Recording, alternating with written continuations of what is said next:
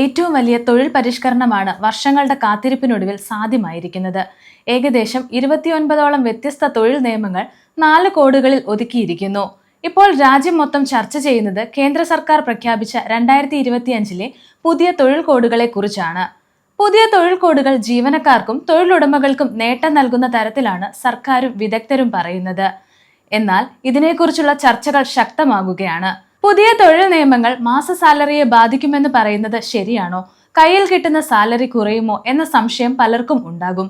ഇന്നത്തെ വീഡിയോയിലൂടെ നമുക്ക് ഈ ചർച്ചകളെക്കുറിച്ചും സംശയങ്ങളെക്കുറിച്ചും വിദഗ്ധർ പറഞ്ഞതിന്റെ അടിസ്ഥാനത്തിലൊന്ന് നോക്കാം.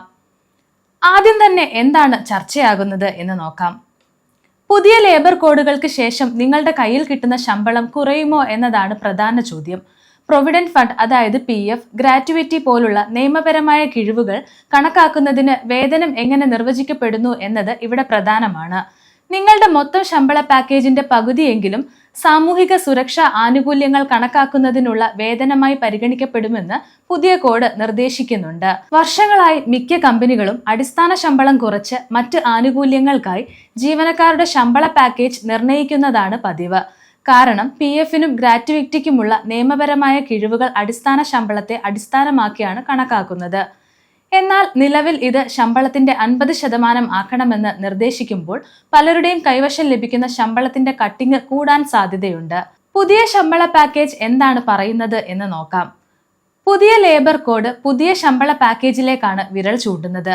പുതിയ നിയമങ്ങൾ പ്രകാരം നിങ്ങളുടെ വേതനത്തിൽ അടിസ്ഥാന ശമ്പളം, DA, നിലനിർത്തൽ അലവൻസ് എന്നിവ ഉൾപ്പെടുന്നു.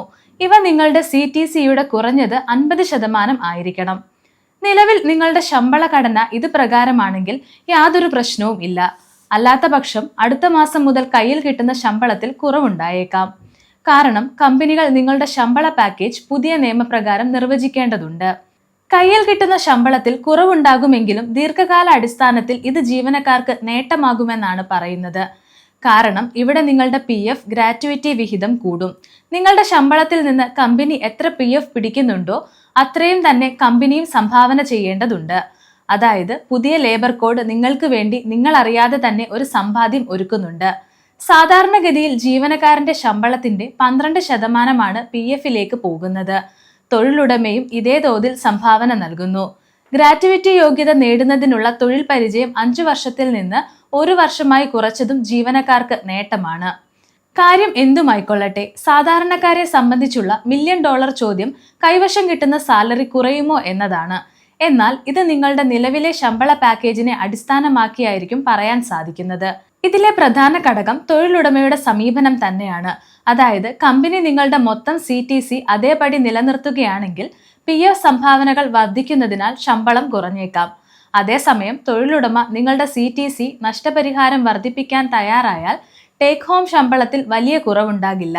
പക്ഷേ കമ്പനികൾ ചെലവുകൾ ഉയർത്താനുള്ള സാധ്യത വളരെ കുറവാണ്. ഇത് സംബന്ധിച്ച വിലയിരുത്തലുകൾ എന്താണെന്ന് നോക്കാം. വിദഗ്ധരുടെ വിലയിരുത്തലുകളിൽ ശമ്പളത്തിൽ ഉണ്ടായേക്കാവുന്ന ഈ ആഘാതത്തിന് പോസിറ്റീവ്, നെഗറ്റീവ് വശങ്ങളുണ്ട്.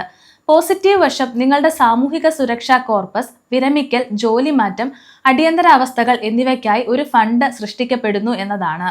അതേസമയം നെഗറ്റീവ് വശം കൈവശം ലഭിക്കുന്ന തുക കുറയുന്നു എന്നത് തന്നെ. ഇത് പലർക്കും തങ്ങളുടെ EMI, മാസ കുടുംബ ചെലവുകൾ നിർവഹിക്കാൻ ബുദ്ധിമുട്ടിലാക്കിയേക്കാം. ഇന്നത്തെ വീഡിയോ നിങ്ങൾക്ക് ഗുണകരമായി എന്ന് വിശ്വസിക്കുന്നു. മറ്റൊരു വീഡിയോയുമായി വീണ്ടും കാണാം.